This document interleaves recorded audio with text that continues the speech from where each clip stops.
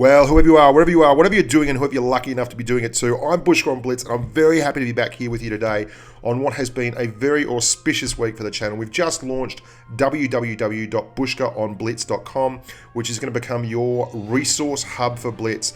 We're going to be listing a whole lot of stuff up there, news, interviews, rumors. Hopefully in the future we'll be doing a podcast on there as well with a whole bunch of the Aussie blokes.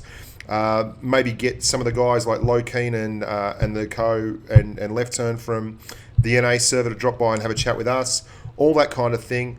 And it's going to be posted up there every day, sometimes 2 or 3 times a day, depending on what I find out there in the world of Blitz. And you'll find all the relevant tank information there, like all the reviews, the game improvement sections. There's going to be a sponsors only section where I'll be putting map reviews and the like up. So get along, check it out. Very much worth your while, and it's still a work in progress. There's going to be better and bigger pieces added, but at the moment, very happy for it to be starting off. Now, today we're talking about light tanks, particularly the RU251, which I've had so many requests for help on. People really struggle with this tank, and I can see why, because Tier 8 has become very much the heavy tank credit grinder style tier.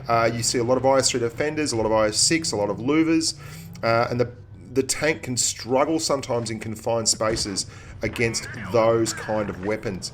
Now you can see I've been excessively speedy getting across here. They have no lights, they have no mediums, so I pushed hard all the way across and I've trapped this poor Object 7. You can see right there, they're stuck right at the back of the map now. They were trying to push forward and get to cap. We cut them off and they were a bit timid because they got spotted up and they pulled in.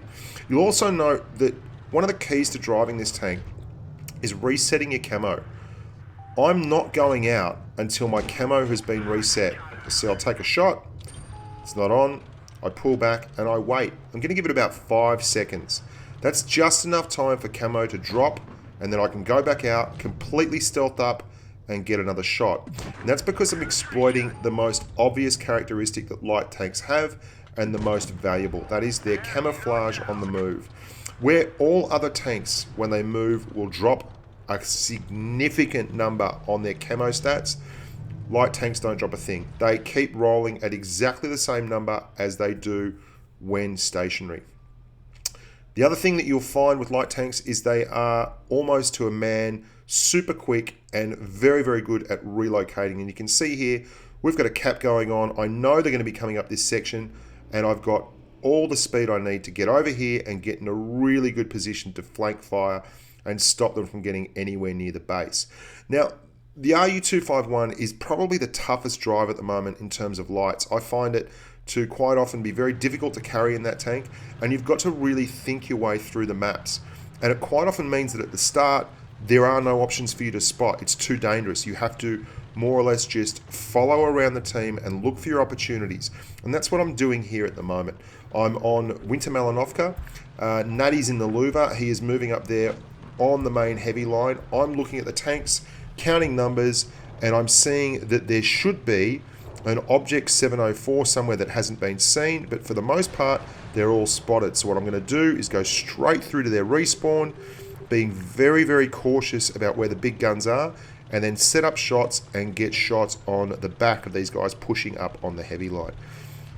Now, one of the things that you really need to be aware of with light tanks in particular, is that it's not always about massive amounts of damage done, although doing damage is a wonderful thing in and of itself.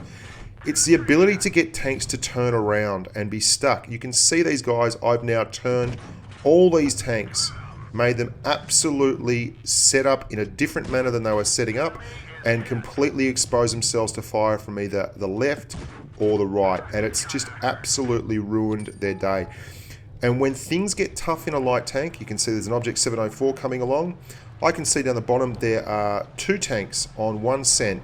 There is that T44 and there is also a T54. So I'm letting the world know that I'm going to be attacking down here on the T44 as Natty is telling me that he's on the IS8. I'm relocating again. It's super quick, and we're going to knock this 44 and then move on up and double team the 54. Now, do you see how quick this tank got down here?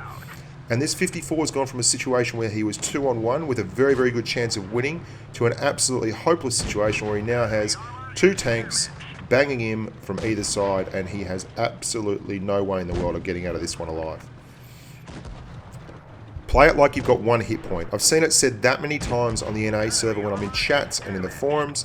All the people that seem to play this tank well play it like it has 1 single hit point and the next shot is going to kill them. Because that's exactly what the tank has. It's got 1300 hit points, but there are HE shells at tier 9 that can completely wreck you. So be aware that once you get 1000 and down, if you're not smart with the tank and there is a big derp TD on the other side of the game with a high explosive shell capable of doing 1000 damage, that's 1 shot. So you play it like it has 1 hit point.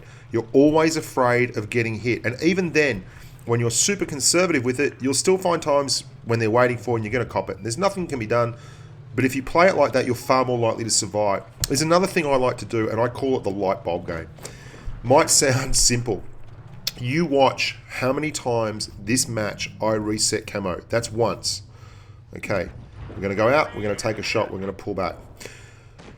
I'm not going to keep a count here because it'll be boring me talking about it all the time, but you watch how many times the light bulb goes off. And if you're not playing this tank with a whole lot of light bulb movement, then you're doing it wrong and you're going to be dead in this tank a whole hell of a lot. Tier 8 has become excessively dominant in terms of big, heavily armored, high alpha, heavy tanks grinding credits, especially IS-3 defenders and IS-6s. And most of them can put HE shell, T-34s, louvers, even super Pershings and the like. Most of them can put HE shells through your superstructure. If you're not careful with it, you're going to get hammered. And I do drive this tank excessively. I mean, I drive it very, very loose at times, but only when it's relatively safe to do so. You saw in that first game, it was a tier 9 match, and I was looking into their spawn after 30 seconds.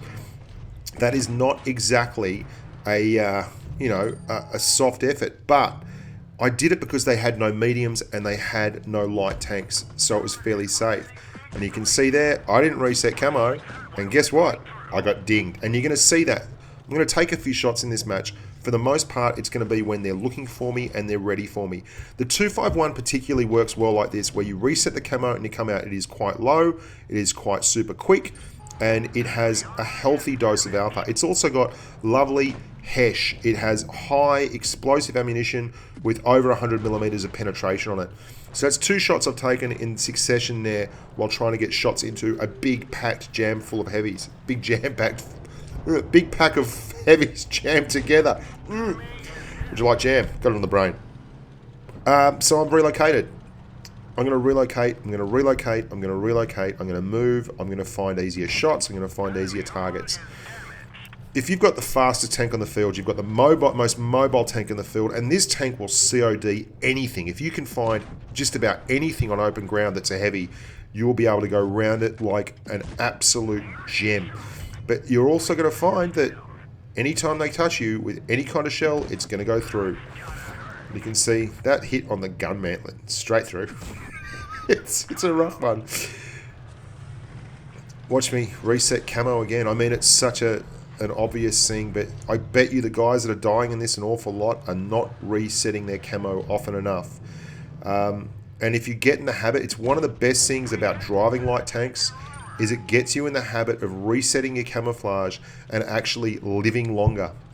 I'm just sitting there waiting for camo to reset before I move out. I'm not doing a thing until that camo is reset. And there you go, I'm checking on him, spotted again, pull back, reset. I'm still alive, so it must be working to some degree, and the camo is dropping, and I can't push out too hard because that IS-3 is really checking out. He's going to start looking the other way, and we get him straight away. And you want to be the pest. You want to be the most pesky, annoying freaking tank in the world. These guys, I guarantee you by the end of this match, were sick to death of the sight of me because every time I popped up on camo from a different location, they got stung for 200 odd hit points, and then I was gone and they were moving again. And then he's fired and I'm going out backwards, looking for him, can't find him, move forward. There's the light bulb. How many times am I going to reset camo, you ask? As many times as it takes.